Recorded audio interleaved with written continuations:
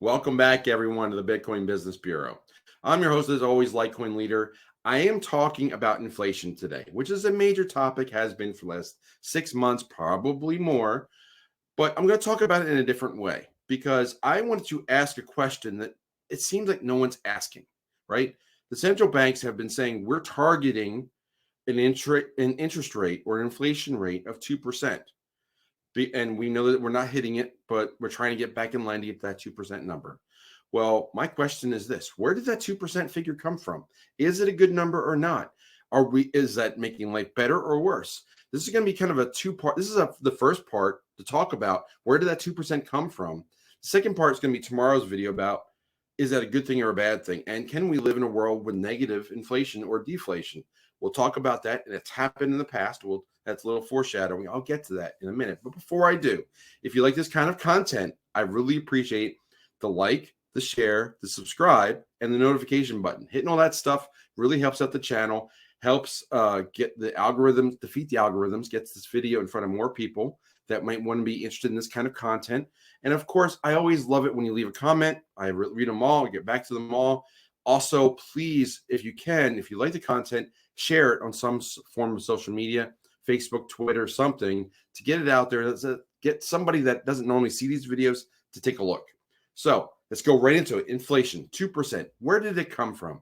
Well, my first thought, I posed the question, and I'm just like, because I really wasn't sure of the answer. I thought I had the answer, but I wanted to dig more and confirm that. And I actually confirmed that I was half accurate. So let me share my screen and talk about some of the research that I did. This is a paper I found. I think it was from 2015, and it is from Australia.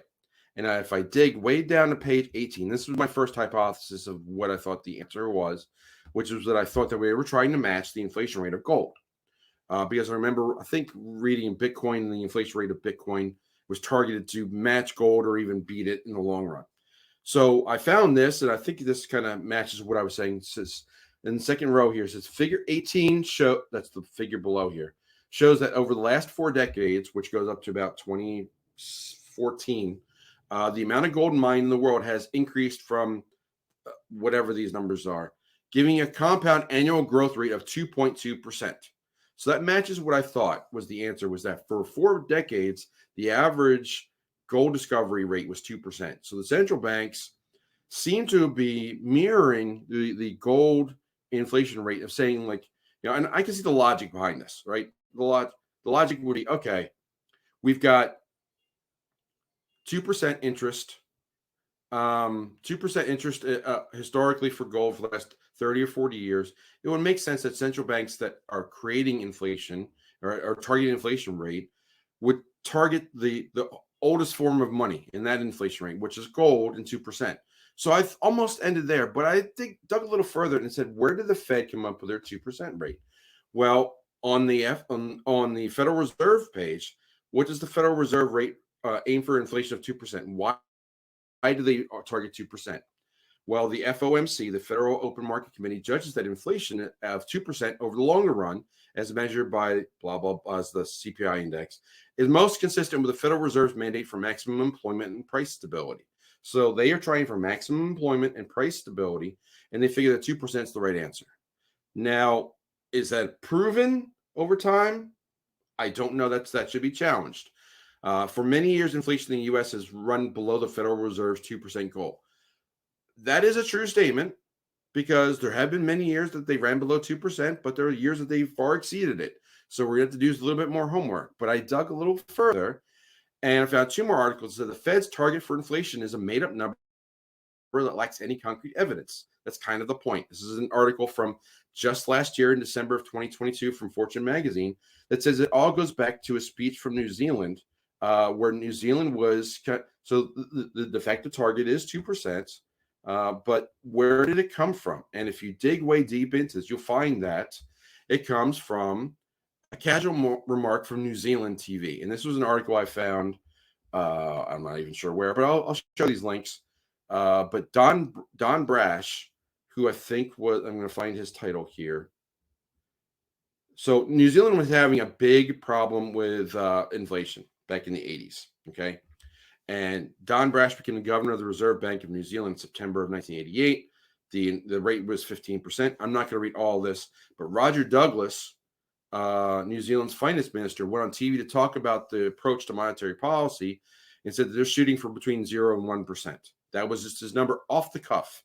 And then as people latched on to that number, they said, we better do some calculation. And it said, okay, let's do some homework here. And they went up with 1.7%. And they eventually inflated a little bit more to around 2%. So all the central banks basically latched on to this 2% number, okay? They latched on to a 2% number that was pretty much arbitrary. But back in the 80s, the inflation was really high. Like 70s and 80s, talking double-digit inflation. And we had just come off the gold standard in 1971 for the US dollar. The ripple effect was happening all over the globe for a decade or more. Inflation was high. If you remember, like the gas lines and Carter, and it's not just the U.S. It was all over the planet that there was a lot of inflation, mostly tied to central banks. So central banks try to say, hey, that's raising interest rates, because that's what they can do, to get that unemployment and that inflation number more towards the 2% number. But they needed a target. So they came up with this target based on what Roger had said. I forgot his name already, but what the 2% number that was put out there from New Zealand, it was Brash. That's his name. So Roger Brash put it out there, and I get you the name right. Roger Douglas, who worked for Brash, and they said 2% is the target. Well, I'm going to share one more screen, and I'll share one more image. And this is doing a little bit more homework, and we've pretty much all seen this dollar purchasing power chart. And we can see it's a little hard to see. Let me try and see if I can't blow it up a little bit more. Okay, so this is from 1913 to 2011. So after we went off the gold standard, which is, I'm going to say 73. I know it was announced in 71, but 73. I'm going to put this at about a purchasing power. Let's put it in 71. That's 25 cents to the dollar. So 25% is our real purchasing power if the dollar was 1913. Okay, so if we fast forward about a generation, I'll call it about 35 years from 1971, let's call it 36 years. 71 plus 36, that's 2007, right before the global financial crisis.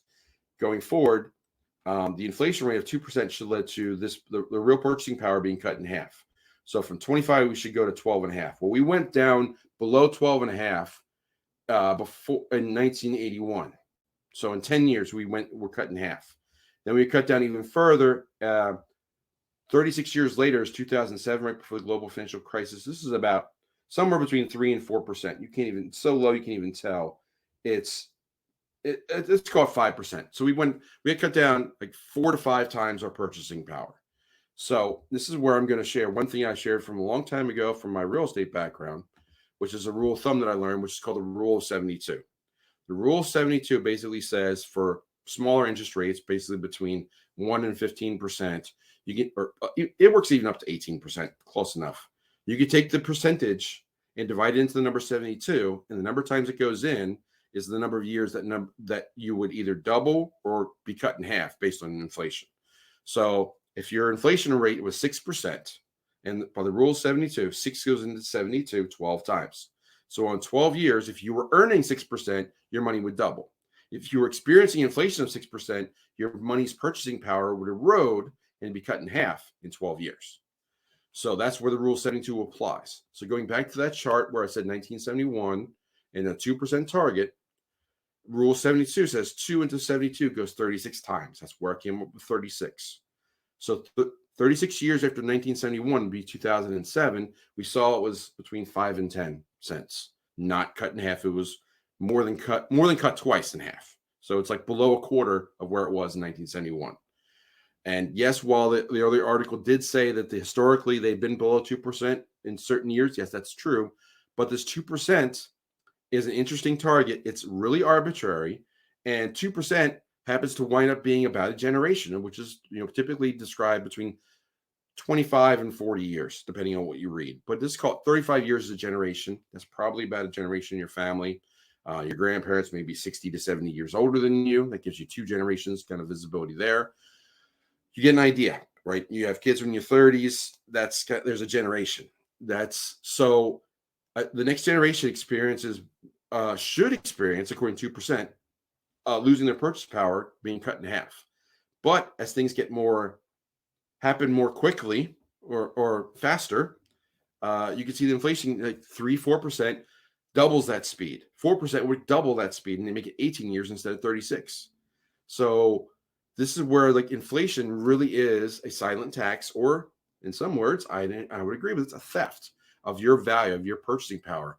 You are the idea of currency and money is to exchange your labor into a form of value that you can store, and money stores that value and holds its purchasing power over time.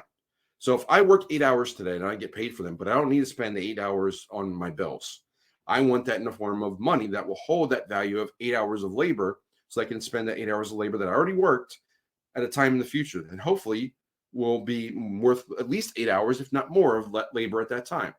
That's how things gain value. But instead, we're getting down to 4 hours of work or 2 hours of work. So that's like your work that you did 10, 20, 30 years ago is now worth half as much as when you originally did it. And at that inflation, the target of 2% seems nominal and small, but over the course of 2 generations, you're going to lose your purchasing power by 4x if that 2% holds. So your grandparents can buy 4 times as much stuff at the same point in your life as when you can. So that's where the inflation is really it's a detriment to society. The financial system should not be should not be inflationary. You should not be losing your purchasing power. And in fact, in tomorrow's video, I'm going to show you a period of time in the United States that was the most abundant, most productive, and it was a deflationary economy, but they don't like to talk about it because it was before the Federal Reserve. So lots said today. I really hope you enjoyed this video, and I would love to get your feedback on it. Again, like, share, subscribe, comment, all that cool stuff. Hit the notification button. Share this video. I hope that this resonated with somebody. I hope that this 15 minutes or so of economics was at the right level for you to understand. But if you didn't, please ask a question. And as a reminder, we do AMAs through our Patreon as well. If you have further on questions, it's the best way to reach me. Details are in the description. So, lots said today. With all that said, I'm going to close the drawer in the bureau, say follow leader one more time, and I will talk to you soon. Take care.